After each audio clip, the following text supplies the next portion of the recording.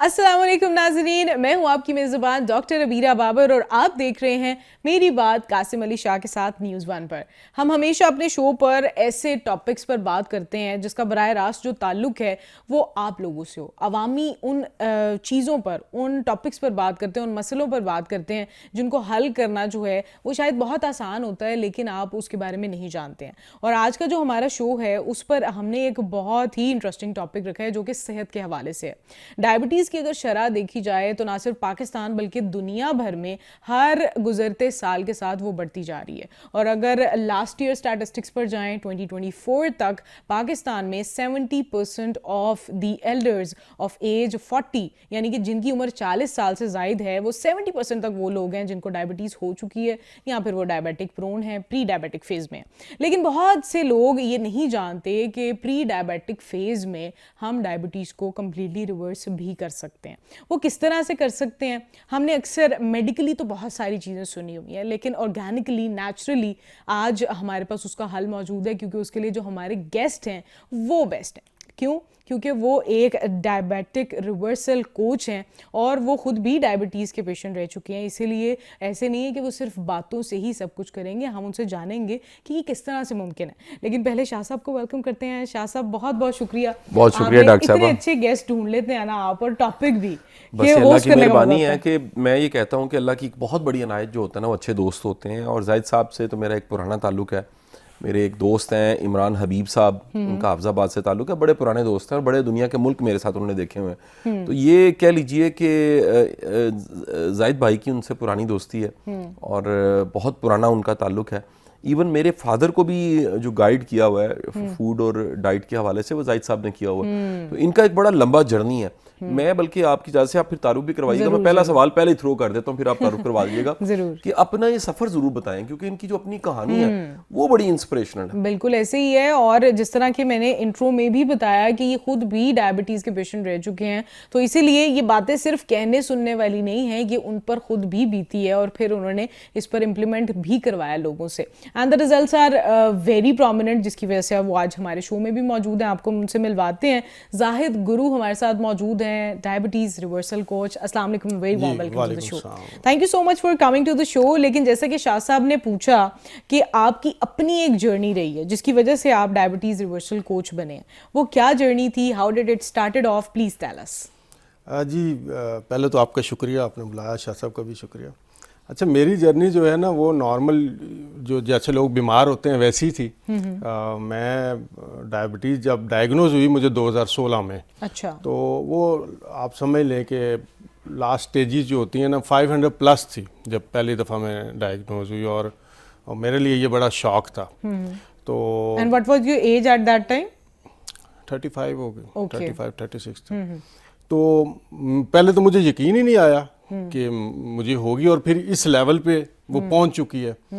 और उसके बाद फिर HbA1c करवाया गया ताकि कंफर्म हो जाए, तो वो भी 11 पॉइंट समथिंग आ गया।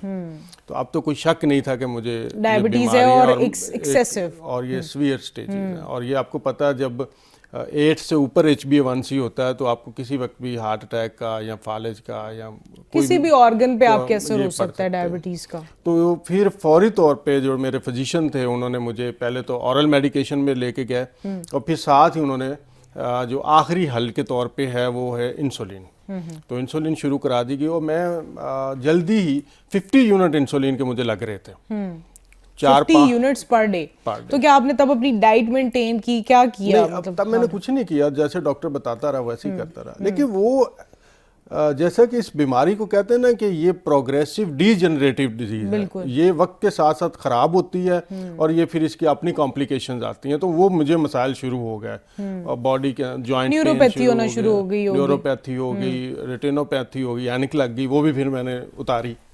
और उसके बाद जो थे बाल झड़ गए मेरे सारे, बड़े मेरे घने बाल थे वो सारा ये साफ हो गया।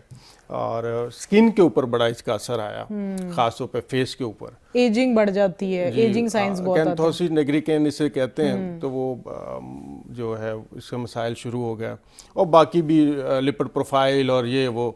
तो साथ साथ फिर हर विजिट के ऊपर डॉक्टर साहब एक कभी मेडिसिन बढ़ा देते थे और पिछली मेडिसिन की डोज भी बढ़ा देते थे। तो मुझे उन्होंने क्लियर कट बता दिया कि भाईजान आपको इतने सालों बाद ये मसला होगा, यहाँ पे आपको हार्ट अटैक हो सकता है, यहाँ पे आके आपको फालज भी हो सकता है, तो बस आपने जो करना है कर लें। तो ये अब दवाइयाँ शुरू हो गई हैं, तो ये आपने आखिरी वक्त तक लेनी है, इसका कोई आगे आपका नहीं है। तो एक तो ये साइड थी जो कन्वेंशनल मेडिकल सिस्टम हमें दे रहा था और यही चल रही है।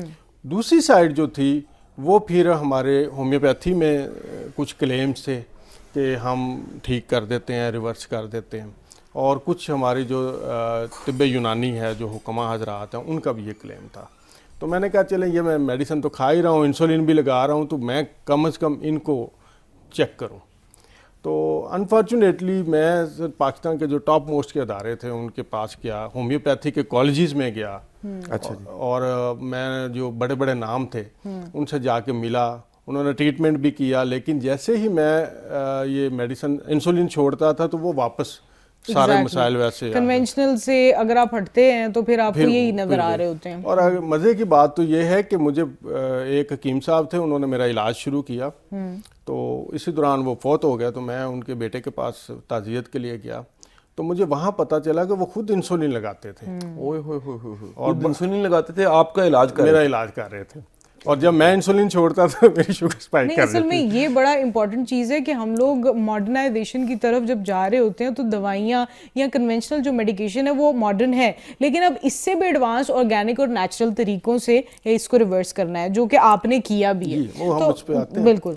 तो वो जब सारा कुछ ही, अब डॉक्टर तो आपको कोई होप नहीं देता, वो तो कहता है आपने इसी के साथ मरना है, और जो होप दे रहे थे वो भी एक फेक थी, जो हमारे बाकी तरीका इलाज थे। और मुझे फिर समझ ये आई कि यार कुछ मिसिंग है यहाँ पे, तो मुझे अपनी हेल्थ की जिम्मेदारी खुद उठानी है। जो पहला काम किया वो स्टीफन आर कवी, मैं उन्हें अपना गुरु मानता हूँ, तो 7 habits of highly effective people की जो पहली प्रोएक्टिविटी, तो उसे कहता है अपनी रिस्पॉन्सिबिलिटी खुद लें। तो मैंने कहा यार मैंने मरना है, मेरी हेल्थ का इशू है, टांग मेरी कटनी है, डायलिसिस मुझे होना है, अंधा मैंने होना है, डॉक्टर के लिए मैं एक कस्टमर हूँ, एक पेशेंट हूँ, ज़्यादा से ज़्यादा मैं ख़त्म हो जाऊँगा अल्लाह के फजल से, और बड़े बाबरकत आ जाएंगे। ये बड़ा प्रोफेशन है, सही ठीक है।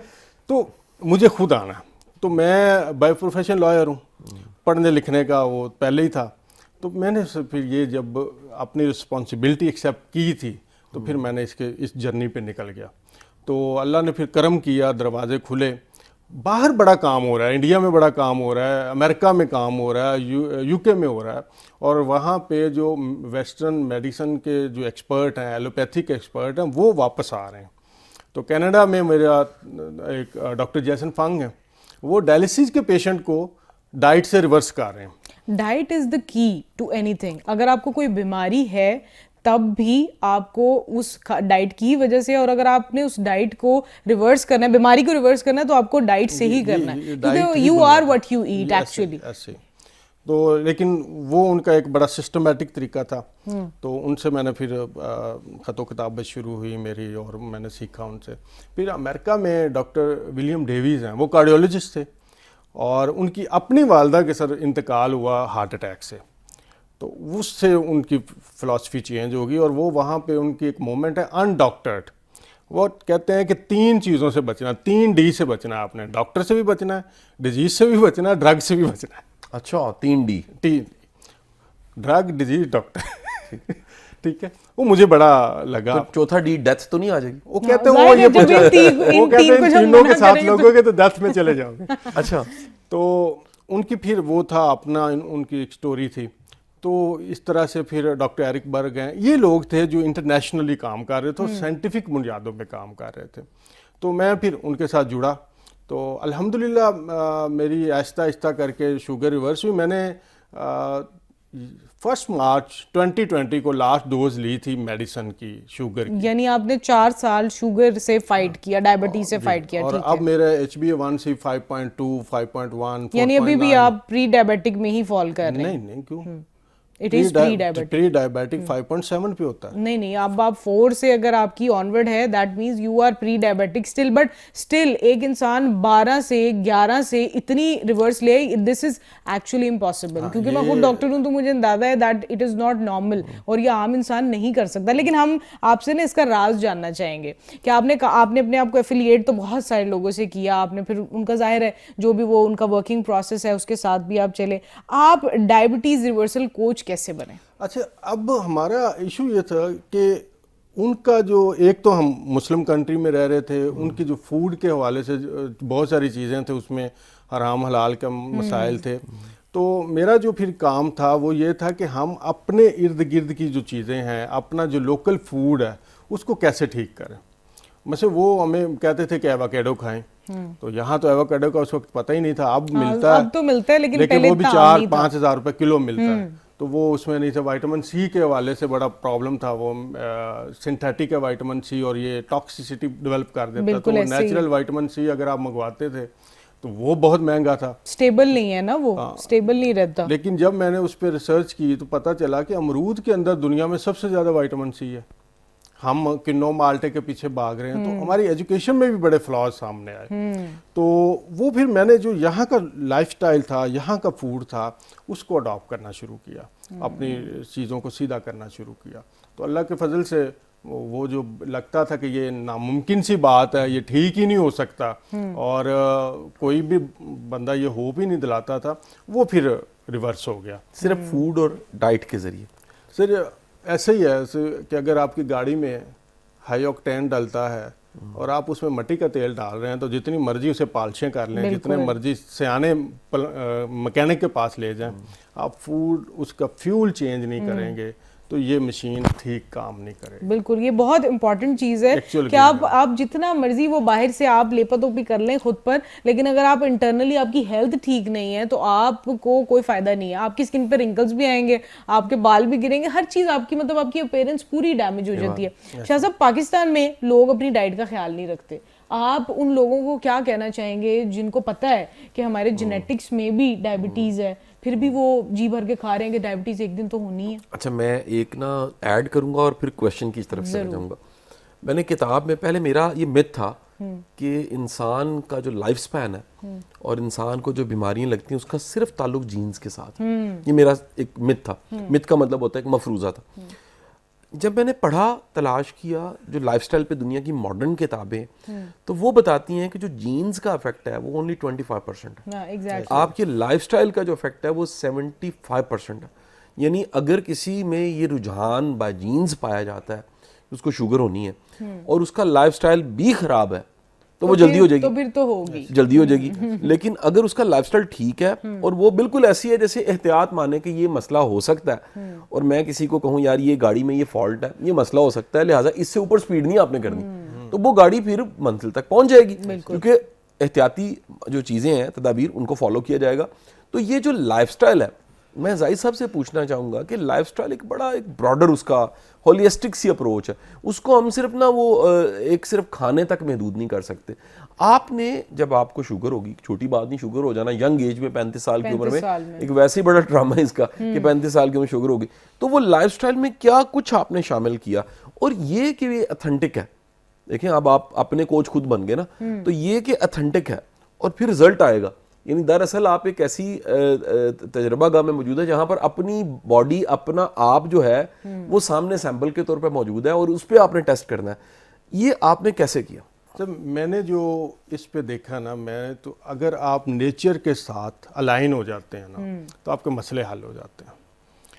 अब वो फूड जो नेचुरल है, जिसको आपकी टेबल पे जब आता है तो उसमें बहुत ज़्यादा प्रोसेस नहीं हुआ, वो तो आपकी हेल्थ को ठीक रखेगा। मतलब गोश्त है तो गोश्त को आप खाते हैं तो अगर जितना कम से कम प्रोसेस होगा, जितना उसे नेचुरल वे से पकाएंगे, यानी आप अगर तो कढ़ाई बनाएंगे और तेज़ आंच पे उसको पकाएंगे या बारबेक्यू करेंगे, तेज़ आंच पे करेंगे, तो सीधा सीधा कैंसर सेल बनाएगा अंदर जाके।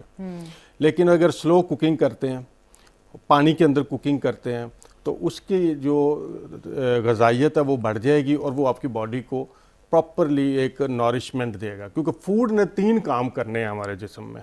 नंबर 1, उसने हमें एनर्जी देनी है। नंबर 2, अगर बच्चा है उसकी ग्रोथ हो रही है तो उसे रॉ मटेरियल चाहिए ग्रोथ के लिए, और अगर हमारी एज में है तो जो वियर एंड टीयर हो रही है उसकी रिपेयर और मेंटेनेंस के लिए रॉ मटेरियल चाहिए। और तीसरा काम उसने करना है कि आपको नॉरिशमेंट देनी है, एक जायका देना है, एक आपको अच्छा भी लगे। हमारा सारा फोकस हो गया सिर्फ जायके के ऊपर, जायके पे। ट्रू। अब वो अंदर जाके क्या कर रही है बॉडी के साथ, कहाँ कहाँ डैमेज हो रहा है हमें, वो चीज़ें हमें नहीं पता। तो पहले तो मैंने जो पहला प्रिंसिपल था अलाइनमेंट विद नेचर। दूसरा काम जो था वो ये था कि अपनी ग़िज़ा के अंदर जो जितना ज़्यादा प्रोसेस फूड था, मसलन हम घरों के अंदर चीज़ों कुकिंग ऑयल यूज़ करते हैं, तो कुकिंग ऑयल पकाने के लिए नहीं है, ये एक इंडस्ट्रियल प्रोसेस प्रोडक्ट है और ये बनाई गई थी मशीनों को ग्रीसिंग के लिए। और इसमें हमें एक बहुत बड़ा चीज़ डरा दी गई कि ये कोलेस्ट्रॉल फोबिया क्रिएट किया गया वर्ल्ड ओवर। बड़ी बड़ी इसमें नाम है, फार्मा कंपनियां थी, फूड कंपनियां थी, इन्होंने हमें नेचर से जो हम देसी घी खाते थे, इवन चर्बी उसके अंदर पकाते थे और हम मक्खन खाते थे, इससे हटा दिया और उन्होंने कहा जी कि आप कोलेस्ट्रॉल से पाक ये कुकिंग ऑयल इस्तेमाल करें। और 1980 वो ज़माना जब ये फ्लिप साइड हुई, तो जब हम सर खाते थे देसी घी, हम बीफ खाते थे, हम चर्बी वाले चप्पल कबाब खाते थे, हमें कुछ नहीं होता था। पाकिस्तान में एक भी पेशेंट नहीं मिलता था आपको हार्ट अटैक का, डायबिटीज़ का। लेकिन जैसे ही हमने वो नाम नहाद प्रूडेंट डाइट खानी शुरू की, जिसमें वाइट मीट आ गया, जिसमें आपका इंडस्ट्रियल प्रोसेस कोलेस्ट्रॉल से पाक कुकिंग ऑयल आ गया, तो अल्लाह के फजल से अब आप देखें इतनी बरकत पड़ गई है कि कार्डियोलॉजी सेंटर में जाएं बेड नहीं मिलता। ओए होए होए होए। तो मैं इस हवाले से पाकिस्तान के बड़े नामवर जो कार्डियोलॉजिस्ट हैं उनसे एक दफ़ा बात की, मैंने कहा सर जब हम गंद खाते थे हम ठीक थे, जब आपका बताया हुआ प्रूडेंट फूड खाना शुरू किया तो अब बीमारियों में बरकत पड़ गई। तो या तो फिर उसके अंदर विजडम नहीं थी जो आपने हमें गाइड किया, हाँ। तो या फिर अच्छा, सदियों से इंसान यही इस्तेमाल करता रहा, चर्बी इस्तेमाल करता रहा, देसी घी इस्तेमाल, मक्खन इस्तेमाल करता रहा। बल्कि आपने तो हमें नया फ्लेवर एक ना गुरु जाहिद ने बताया, वो कॉफी और मक्खन के साथ थी। यानी कॉफी में थोड़ा सा मक्खन डाल के अगर आप ले लें, ये बहुत ही बेनिफिशियल है। लेकिन शाह साहब यहीं पर हम एक छोटी सी ब्रेक लेंगे और फिर वापस आके जो है शाह साहब का जो सवाल है उसको यहीं से कंटिन्यू करेंगे। आप हमारे साथ ही रहिएगा। मेरी बात कासिम अली शाह देखते रहिए। Welcome back from the break. आप देख रहे हैं मेरी बात कासिम अली शाह के साथ और आज के शो में हम बहुत ही इंपॉर्टेंट चीज़ डिस्कस कर रहे हैं कि हम डायबिटीज़ को नेचुरली किस तरह से रिवर्स कर सकते हैं। और शाह साहब ने जाने से पहले एक बड़ी इंटरेस्टिंग बात की कि जाहिद साहब ने एक बड़ी इंटरेस्टिंग चीज़ इनको सिखाई, कॉफ़ी के साथ देसी घी को खाना। तो शाह साहब आप पूछना चाहेंगे डायरेक्टली कि क्या वो सवाल है? अच्छा, ये कॉफ़ी के साथ तो मक्खन, ये कहते हैं थोड़ा सा ना कॉफ़ी में मक्खन डाल लें, लेकिन सवाल मेरा ये था कि ये जो नेचुरल सारे हमारी फैट्स थे, नेचुरल फैट्स के सोर्स थे, वो नट्स के ज़रिए फैट्स मिल जाता था। इवन पीनट बटर बड़ी कमाल की चीज़ है, मैंने अब उसको ज़िंदगी में अब थोड़ा सा फूड में शामिल किया, वो कमाल की एक चीज़ है, टेस्ट भी उसका बड़ा शानदार है। देन एक बड़ी एक जो तोहफ़ा है वो देसी घी है, फिर मक्खन है, फिर उसके साथ एक नेमत जो अल्लाह की है वो कह लीजिए कि चर्बी और इस तरह की चीज़ें भी जो है बारबेक्यू शाशरिक में बड़े कॉमन इस्तेमाल होती थी। अच्छा, मेरा सवाल ये है कि ये सब कुछ होते हुए एक ये बहुत बड़ा इंडस्ट्रियलिस्ट लोग ये बात कहते हैं कि अगर हम इन्हीं पे रहते ना तो आबादी बढ़ी है, फूड रिक्वायरमेंट पूरी नहीं हो सकती थी। क्या ऐसा ही होना था? सर पहली तो बात ये है कि हम फूड खा ही ज़्यादा रहे हैं, हमें इतना फूड चाहिए ही नहीं। मैंने कल हम इकट्ठे थे, मैंने आपके साथ खाना खाया था, मैंने वही खाया हुआ 5 रोटियां जो आपने खाई। हाँ, जो 5 रोटियां और जो खाया था हम दोनों ने मिलकर, ठीक है। बॉडी एक रोटी का लुकमा नहीं इन्होंने लिया, यकीन करें, मैंने खुद देखा। इन्होंने इतना ज़्यादा सलाद और साथ थोड़ा सा ना वो जो होता है कड़ी पकोड़ा, उसका शोरबा और एक पकोड़ा, बस इतना इन्होंने खाया। इवन के जो हमारे होस्ट थे वो नाराज़ हुए, उन्होंने कहा जी हमने बकरा और फिश और क्या नाम लेते हैं, भटूरे और चटनी और पता नहीं क्या कुछ, आपके मुंह में पानी आ रहा है, कंट्रोल करें। तो वो सारा कुछ कश्मीरियों के मुंह में पानी आ जाता है, हम तो वो सारा कुछ पड़ा हुआ था। लेकिन भाईजान ने सिर्फ थोड़ा सा सलाद और थोड़ा सा, उन्होंने बकायदा पूछा कि आप वेजिटेरियन? इन्होंने कहा नहीं मैं वेजिटेरियन नहीं हूँ। ऐसी एक बोटी इन्होंने फिर चख ली ताकि वो नाराज ना हो। लेकिन मैं हैरान था, बल्कि हम सबको भी इन्होंने इस तरह के खानों पे लगा दिया। मैं भी दोपहर को पट्टे खा के आया हूँ, पट्टे नहीं मीन के मैं सैलड खाया और जो है ना वो कह लीजिए चुकंदर और इस तरह की तमाम चीज़ें हल्की सी काली मिर्च डाल के वो जाहिद साहब के कहने पे मैंने अच्छा, वैसे जाहिद साहब, ये जैसे शाह साहब ने दो तीन जो वाक़े बताए हैं, उनकी नज़र से मुझे ऐसा लग रहा है जैसे आप प्रमोट करते हैं कि वेजिटेरियन होना चाहिए rather than being non vegetarian. So how did you manage, और किस तरह से आपकी क्या रूटीन होती है, और अगर कोई डायबिटीज़ के पेशेंट्स हमें देख रहे हैं, आप उनको क्या रिकमेंड करेंगे, क्या डाइट प्लान होना चाहिए? एक तो पहले बात ये है कि ये मिथ हैं बहुत सारे। मसलन एक मिथ है कि नाश्ता बड़ी मतलब इम्पोर्टेंट चीज़ है कि नाश्ता कभी मिस ना करें, बादशाहों की तरह खाएं, ये वो। नाश्ता सबसे गैर ज़रूरी खाना है जो कभी हिस्ट्री में नहीं रहा। खुद नबी करीम सल्लल्लाहु अलैहि वसल्लम की मुबारक ज़िंदगी के अंदर नाश्ता नहीं था। अगर हम हदीस शरीफ का ज़ख़ीरा देखें तो आप सल्लल्लाहु 11 बजे घर तशरीफ़ लाते थे और उस वक्त आप खाना तनावल करते थे, जो भी थोड़ा सा होता था, जिसको आज हम ब्रंच कहते हैं, और फिर मगरिब की नमाज के साथ। तो 2 खाने थे। ये जब इंडस्ट्रियल रेवोल्यूशन आया, मज़दूरों को इन्होंने सुबह सुबह 7 बजे काम पे लगाना होता था, इनको खिलाते थे। जैसे आपकी निहारी है, तो ये जब मुगल्स बनाते थे चीज़ें तो इसमें मिर्चें और घी होता था मेन, तो उनको खिलाते थे ताकि एनर्जी आए, ठंड ना लगे और ये काम करें। ये नॉर्मल लोगों की खुराक नहीं। तो पहले तो नाश्ता ना करें। हाँ, सबसे पहले हमें फूड की हिस्ट्री का पता होना बहुत ज़रूरी है। बड़ी अच्छी इन्होंने दोनों मिसालें इतनी बेहतरीन दी है कि मैं खुद सोच रही हूँ कि चले शुक्र है हम तो लेट ही खाते हैं। और दूसरा, आप डॉक्टर हैं, ग्रेलिन एक हार्मोन है जो हमारे स्टमक में बनता है, जिससे भूख लगती है हमें। बिल्कुल। अच्छा, ग्रेलिन का अगर टेस्ट करवाया जाए तो सुबह 8 बजे ये सबसे कम निकलेगा, बिल्कुल सबसे लो मिनिमम होगा, बाद का डिटेक्ट ही नहीं होगा, और रात 8 बजे ये पीक पे होगा। तो ये सुबह जो आप बच्चों को ज़बरदस्ती खिला रहे होते हैं, उनको भूख नहीं होती बेचारों को। फिर एक इंडस्ट्री डेवलप हुई मीठे की, जैम, ये हनी, ये वो करके। शुगर ने तो पूरी दुनिया को जो है ना, sugar is actually really bad, not just for diabetes, for every person any day. तो एक तो इसका प्रॉब्लम आया।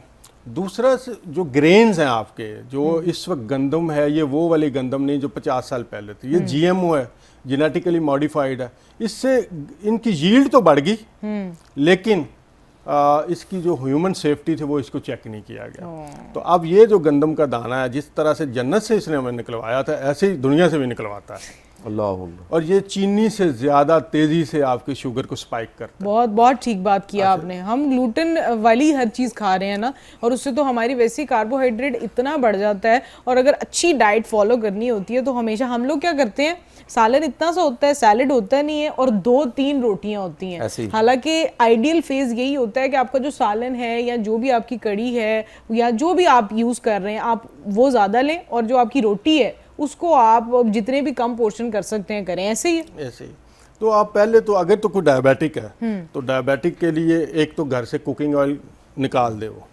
अगर वो उसकी अफोर्डेबिलिटी का मसला है तो फिर वो सरसों का जो तेल है, जो प्रोसेस नहीं होता, रॉ है, कोल्हू का निकला हुआ, वो यूज़ कर ले। लेकिन मरीज़ के लिए बेस्ट ये है कि 4 फैट्स हैं। देसी घी कुकिंग के लिए। नंबर 2 जो बेस्ट फैट है प्लांट बेस्ड, वो कोकोनट ऑयल है। अगर कोई फैटी लिवर का मरीज़ है या किसी का गॉल ब्लैडर रिमूव हुआ है तो उसका वो बाइल के भी इशू हैं, तो ये ज़बरदस्त फैट है। कुकिंग के लिए जो 2 हैं। उसके बाद मक्खन है, इसको कुक ना करें, इसको ज़ाया हो जाता है, इसको कच्चा इस्तेमाल करें। कॉफ़ी में आप डाल लें, चाय में आप डाल लें। इसके बाद एक्स्ट्रा वर्जिन ऑलिव ऑयल है, इसमें भी कुकिंग नहीं करनी चाहिए। बिल्कुल। ये इसको आप देखिए, ये आता ही डार्क कलर की बॉटल्स में है। अब इसको बहुत सारी कंपनियां as a cooking oil introduce करवा रहे हैं, तो इसे हीट पे आप रखेंगे तो इसे ज़ाया हो जाता है। ये 4 फैट्स हैं, 5वीं फिर चर्बी है। चर्बी वाला फैटी कट गोश्त खाना चाहिए। मैं अभी यखनी पी के आया हूँ सुबह, उस समय वो हड्डियों की यखनी थी। आपका जितना कैल्शियम और माइक्रोन्यूट्रिएंट की प्रोफाइल, मटन, बीफ, किसी की भी ब्रोथ ले सकते हैं। मटन, बीफ की सबसे अच्छी है। बीफ की सबसे अच्छी है। सुपर फूड जो है ना जी, वो है ही सारा गोश्त। कलेजी सबसे अच्छी है और बीफ की सबसे अच्छी है। एक हमारा जो कॉन्सेप्ट है ना, हम हिंदुओं से मुसलमान हुए हैं तो हमें वैसे ही बीफ बुरा लगता है। हाँ। तो उसके बाद मटन आता है। फिर जो ऑर्गन मीट्स हैं, हम गोश्त खा रहे हैं, जानवर के मसल्स खा रहे हैं ना सारे। हाँ। आपकी बॉडी में हर तरह की प्रोटीन है। 20 किस्म के अमाइनो एसिड चाहिए हमें। लिवर इतना तो लिवर है, हार्ट है, ब्रेन है, अब ओमेगा 3 फैटी एसिड्स आपको चाहिए, और सबसे ज्यादा इसे चाहिए। जब आप ये चीज़ें बॉडी को नहीं दे रहे, आपकी रिपेयर मेंटेनेंस ही नहीं हो रही, तो बीमार हो जाएंगे। तो पहले तो फैट्स को रिप्लेस कर दें। फैट्स को रिप्लेस करना, ऑब्वियसली अगर आपने फैट्स रिप्लेस कर दिए तो जिसमें खाना पक रहा है, या जो भी आप रोटी के ऊपर अगर बच्चों को मक्खन लगा के देते हैं या सैलड्स खा रहे हैं तो उसके ऊपर अगर आप ऑलिव ऑयल स्प्रिंकल कर लेते हैं, so 90% of the things are already resolve. 10% तो वो है जो आपने खाना है, अब आपने उसके पोर्शन को कंट्रोल करना है। अच्छा, दूसरी बात एक जो बहुत हमारी मिथ है और वो है ये कैलोरीज थ्योरी। कैलोरीज कम कर दो, कैलोरीज ज़्यादा कर दो। नो काउंटिंग, कोई ज़रूरत नहीं कैलोरीज काउंट करने की। मैं कभी काउंट नहीं करता कैलोरीज, जी भर के खाता हूँ, पेट भर के खाता हूँ। तो मैं आपके सामने शादी ये क्या कह रहे हैं, ये कह रहे हैं कि ये जी भर के खाते हैं, आपने कहा ये नहीं खाते हैं। जी भर के वो खाते हैं जितनी मेरी ज़रूरत है, जो इनकी ज़रूरत है, और ये खाते हैं सैलड। हाँ, ये खाते हैं। सैलड अब मेरे में फाइबर दफ्तर जब इतना है। आते हैं जाहिद साहब, तो ये कहते हैं कि जी, मैं कहता हूँ चाय, कॉफ़ी, ग्रीन टी, इन्होंने चेंज किया कल्चर।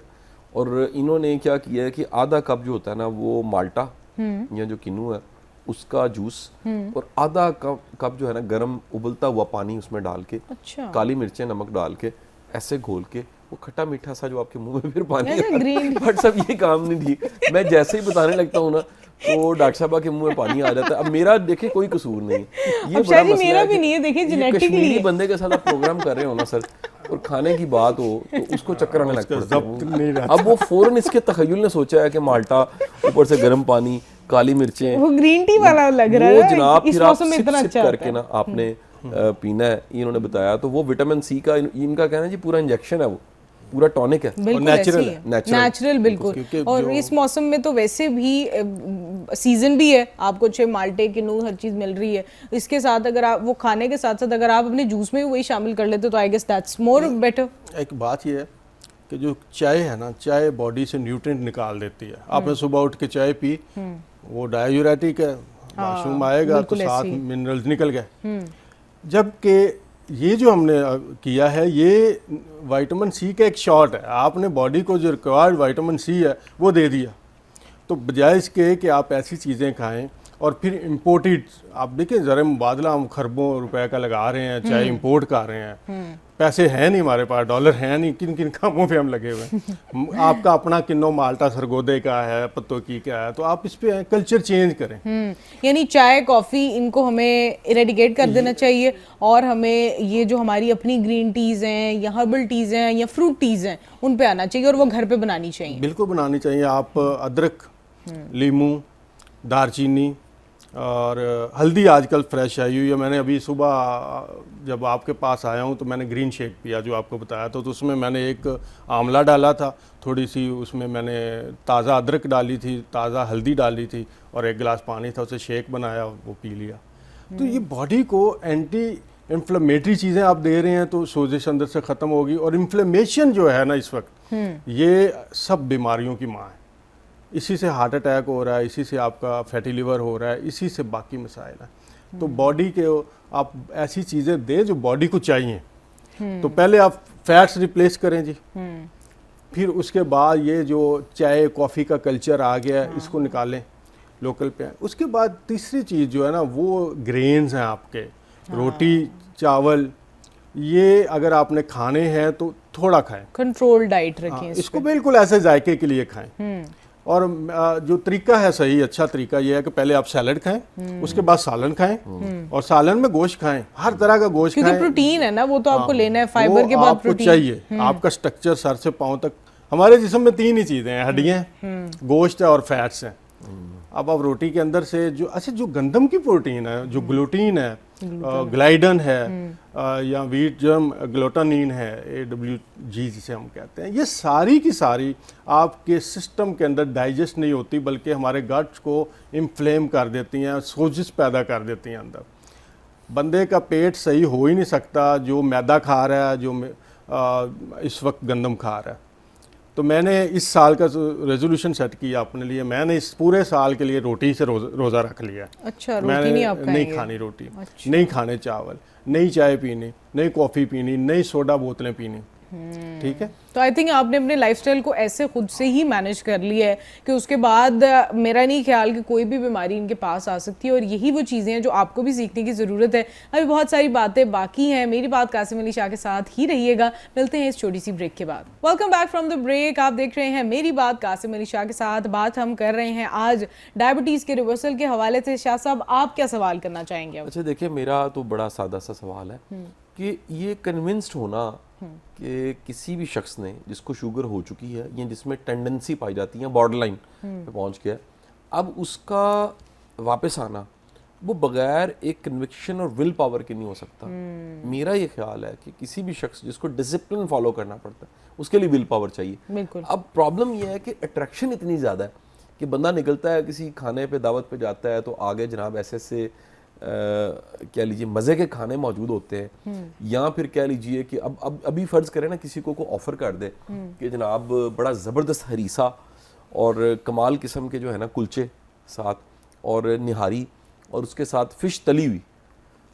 डॉक्टर साहब आपको चक्कर आ रहे हैं? मेरा देखिए, मेरा कोई कसूर नहीं है सर। ये तीसरी बार मैंने टेस्ट किया है कि हमारी जो एंकर है उनको जैसी खाने की बात होती है तो उनको चक्कर आने शुरू हो जाते हैं। लेकिन मैं पोर्शन थोड़ा खाऊंगी अगर ये तो खाऊंगी। ये अगर सामने पड़ा हुआ है और उसके मुकाबले में चुकंदर, सब्जियां कटी हुई और या फिर माल्टे का जूस पड़ा हुआ है थोड़ा सा, वो भी गर्म, और उसमें काली मिर्चें भी शामिल हैं, तो ये विल पावर कहाँ से लाई जाए? अच्छा, आपने वो पिया, आपको अच्छा लगा? इतनी भी हमारी ये ग्रीन टीज है उनसे उसका जायका कैसा है? बेहतर, बहुत बेहतर है। हाँ। नहीं, सोच के पता चल जाता है कि वो अच्छा होगा। क्योंकि ग्रीन टी तो पीने को दिल ही नहीं करता, ऐसे ही हमने उसके ऊपर चले गए, उसका टेस्ट कोई नहीं है। सही जी। ये तो बड़ा टेस्टी है। अच्छा, अब जो आप बात कर रहे हैं ना उसका आसान हल है। हम पेट भरने की करते हैं, तो पेट आप उस चीज़ से भर लें जिससे आपको नुकसान ना हो, वो है सैलेड।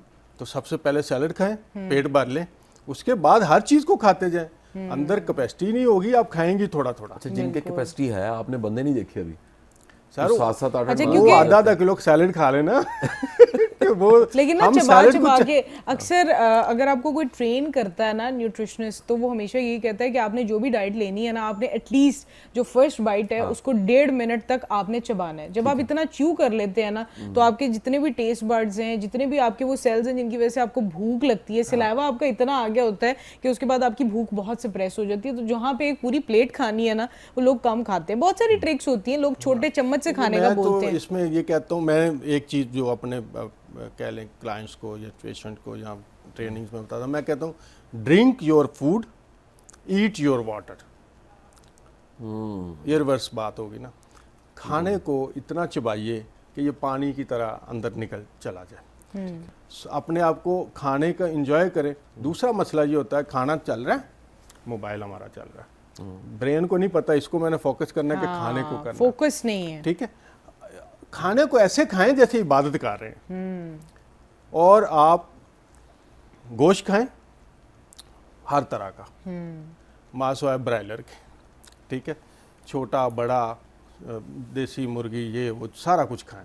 बेस्ट तरीका ये है कि उसे पानी के साथ पकाएं या स्टीम करें, ये उसका बेहतरीन तरीका है। तो पहले आप सैलेड खा लें, फिर आप गोश्त का सालन खा लें, उसमें ज़ाहिर है फैट्स भी होंगी, प्रोटीन भी होगा, जाहिर है। इसी तरह और अंडे बहुत अच्छी चीज़ है। हाँ, अब ये बड़ा ट्रेंड आ गया है जी कि अंडे की जर्दी खाएंगे तो ब्लड प्रेशर हो जाएगा, जबकि अंडा आपको अंडे की पूरा ही खानी खाना ही है। जर्दी चाहिए। हाँ, सब कुछ ये है ही सफेदी उसमें। कुछ नहीं है जी। सफेदी उस जर्दी के गिर्द अल्लाह ताला ने एक बफर जोन क्रिएट किया है कि बाहर से बैक्टीरिया ना अंदर जाए। अच्छा, और असल जो अंडे के अंदर जो उसकी कुव्वत और ताकत है वो तो उसकी जर्दी है, बिल्कुल वहीं ऐसे से ही उसकी है। डेवलपमेंट होती है चिकन की, सही, ठीक है। तो कभी जर्दी नहीं फेंकनी चाहिए। अगर कोई चीज़ फेंकनी भी है तो फिर सफेदी फेंक दे, जर्दी खा ले। बिल्कुल ऐसे तो ही है। अंडे खाएं जितने दिल करता है, कैलोरीज को काउंट करने की कोई ज़रूरत नहीं है। नाश्ता अंडों का करें, दोपहर को सैलड खाएं, शाम का खाना मगरिब की नमाज पढ़ते ही खा लें। और भाईजान, ना ब्लड प्रेशर होएगा, ना शुगर होगी, ना बुढ़ापा जल्दी आएगा, ना जॉइंट में पेन होगी, ना पेट मटका बन के बाहर आएगा, ना उससे बाद फिर आपका लिपिड प्रोफाइल डिस्टर्ब होगा, कोलेस्ट्रॉल अपनी रेंज में रहेगा, और ना ही आपकी जो बॉडी की ओवरऑल परफॉर्मेंस है वो डाउन होगी। बिल्कुल। और एक जो सबसे बड़ा काम है जो इस वक्त प्रॉब्लम में है, वो है कि जो कायनात का सर्काडियन क्लॉक है जिससे एक एक हमारा सेल कम्युनिकेट करता है, वो सन है। उससे वो पूछते हैं कि अब दिन है तो मैंने क्या हार्मोन क्रिएट करना है, अब रात है Exactly. तो मैंने क्या करना है। ये हमने डिस्टर्ब कर लिया। तो जो रात के पहले पहर की नींद है वो बड़ी ज़रूरी है। आप जो भी काम कर रहे हैं, आप रात 10 बजे सो जाएं और बाकी अपनी मसरूफियात को शिफ्ट करें सुबह के ऊपर। सुबह 6 बजे उठ पड़े। आप पढ़ने लिखने का काम करते हैं तो लेट ना करें, सुबह करें, आप फ्रेश भी होंगे। तो ये जो कायनात का निज़ाम है, जब इसके साथ आप अलाइन हो जाएंगे और जब आपका फूड नेचुरल हो जाएगा, कम से कम प्रोसेस होगा, तो सवाल ही नहीं पैदा होता कि आप बीमार हो जाएं। एग्जैक्टली कोई बीमारी आपके जिस्म में घुसेगी नहीं, क्योंकि बॉडी खुद हील करती है अपने आप में। एग्जैक्टली और वो हील टाइम करती मिलता है है। सोते हुए। छोटा बच्चा आता है ना, उसकी ग्रोथ हो रही होती है, 24 घंटों में 23 घंटे 22 घंटे सोता है। तो इंसान सबसे ज्यादा अपनी जिंदगी के पहले साल में सोता है, वो इसीलिए क्योंकि बच्चे की ग्रोथ भी फर्स्ट डबल ईयर में ट्रिपल बहुत ज्यादा हो रही ठीक होती है। तो हमारे अंदर भी जो रिपेयर और मेंटेनेंस है, इवन हम सबके अंदर कैंसर के सेल डेवलप होते हैं, रोज डेवलप होते हैं, और वो कैंसर के सेल बॉडी खुद ही उनको रिसाइकिल करती है। वो रिसाइकिल कब करेगी कि जब आपका फास्टिंग का पीरियड बढ़ा हुआ होगा, आप 16 घंटे कुछ नहीं खाते, तो शाम 6 बजे अपना डिनर फिनिश करें, सुबह अगले दिन 11 बजे आप नाश्ता करें। ये जो 16-17 घंटे फास्टिंग है ना, तो बॉडी जो है वो बाकी सारे कामों से रिलैक्स हो गई। आपने जो खाया, अच्छा 4 घंटे लगते हैं एक खाने को डिस्पोज ऑफ करने में बॉडी को, और उस दौरान इम्यूनिटी का सिस्टम आपका शट डाउन होता है, आपकी बॉडी बाकी सारे काम रोक देती है, वो उसको पहले निकालती है। अब अगर 3 दफ़ा आपने खाना खाया, 2-3 आपने स्नैक्स ले लिए, तो 20 घंटे तो वो बेचारी उसको देखेगी, तो बीमारी को कब लड़ेगी। इसी वजह से हम कहते हैं इम्यूनिटी डाउन हो गई, ये वो, अपने जिस्म को मौका दें, इसको वो फूड दें जिसको हजम करने के लिए बना है। हमने 40-50 साल में जो फूड डेवलप किया है, वो उसके लिए हमारा जिस्म उसे पहचानता नहीं है, हमारा गट सिस्टम उसे पहचानता नहीं है, हमारा लिवर उसे डिटॉक्सीफाई नहीं कर पा रहा। नतीजा ये है कि बीमारियां बढ़ती जा रही हैं, फार्मेसियां बढ़ती जा रही हैं। आज कोई बंदा जो है वो इस वजह से नहीं बीमार या मर रहा कि उसको डॉक्टर नहीं मिला, डॉक्टर पहले से ज़्यादा हैं। मेडिकल स्टोर आप देख लें, एक कनाल का मेडिकल स्टोर है, और उनकी आप देखें, या हार्ट की दवाइयाँ बेच रहे हैं, या डायबिटीज़ की, या मैदे की, 8-8 अरब रुपए का सिर्फ एक कैप्सूल बिक रहा है। वजह यह है कि आपने लाइफस्टाइल को मॉडिफाई नहीं किया, बिल्कुल और ऐसे। बल्कि जो असल था उससे आप डेविएट कर गए। तो अब असल की तरफ पलटिए, अपने मज़हब की तरफ पलटिए, अपनी नेचर की तरफ पलट जाइए। सर कोई बीमारी नहीं है, कुछ भी नहीं है, बस अपने लाइफस्टाइल को डेफिनेटली। और बड़ी इंपॉर्टेंट इन्होंने चीज़ बताई कि हम सिर्फ अपनी लाइफस्टाइल को ही मैनेज ना करें, अपने स्लीप साइकिल को भी मैनेज करें, क्योंकि समटाइम्स आपकी स्लीप साइकिल मैनेज ना होने की वजह से जो आपके स्लीप हॉर्मोन्स हैं वो क्योंकि एक स्पेसिफिक टाइम में नहीं बन रहे होते, तो आपकी बॉडी को वापस रिपेयर होने का टाइम नहीं मिलता। लेकिन इसमें एक बहुत इंपॉर्टेंट चीज़ है, सीड्स का इस्तेमाल, नेचुरल सीड्स, चाहे वो पम्पकिन सीड्स हैं, चिया सीड्स हैं। आजकल नेचुरल और ऑर्गेनिक चीज़ों की बहुत ज़्यादा ट्रेंडिंग भी रहती है, और ट्रेंडिंग चीज़ें लोग सुनते भी हैं और खाते पीते भी हैं। तो सीड्स के बेनिफिट्स के बारे में आप क्या बताना चाहेंगे कि जो डायबिटिक पेशेंट्स हैं, क्योंकि स्नैकिंग का जो एक ट्रेंड है वो तो हर एज में रहता है, आपको कभी ना कभी हल्की फुल्की भूख के लिए कुछ ना कुछ रखना भी चाहिए। तो स्नैकिंग के तौर पर अगर हम सीड्स का इस्तेमाल करते हैं तो वो किस तरह से डायबिटीज़ के लिए बेहतर हो सकते हैं? एक तो स्नैकिंग करनी नहीं चाहिए, वही अभी हमने बात की है कि बॉडी को नहीं, ये टी भी जो आपने वो एक जूस टी भी बताई, वो भी स्नैकिंग ही है, वो खाना तो नहीं है। उसके ऊपर सिस्टम पे बोझ नहीं पड़ता ना। सीड्स आर आल्सो, और सीड्स, लेकिन सीड्स के अंदर कार्ब्स भी हैं, आपकी प्रोटीन भी है, कार्बोहाइड्रेट्स तो भी। फिर डायबिटीज का पेशेंट मैग्नीशियम, जिंक और आयरन कहाँ से लेगा? वो यखनी पिए, यखनी के 2 कप पिए, वो ये एक अमरूद खाए। देखिए ना, आपके माइक्रो न्यूट्रेंट हैं और मैक्रो न्यूट्रेंट हैं, 3 माइक्रो न्यूट्रेंट हैं, फैट्स हैं, प्रोटीन है, कार्ब्स हैं। कार्ब्स वो न्यूट्रेंट है जिसकी बॉडी को रिक्वायरमेंट ही नहीं है, ये एसेंशियल नहीं है, बिल्कुल ये एसेंशियल नहीं है, ये नॉन एसेंशियल है। नॉन एसेंशियल वो होते हैं कि जो आप फूड से ना भी लें तो बॉडी खुद बना लेती है। तो आप प्रोटीन भी खा रहे हैं तो वो उससे भी ग्लूकोज बन जाता है।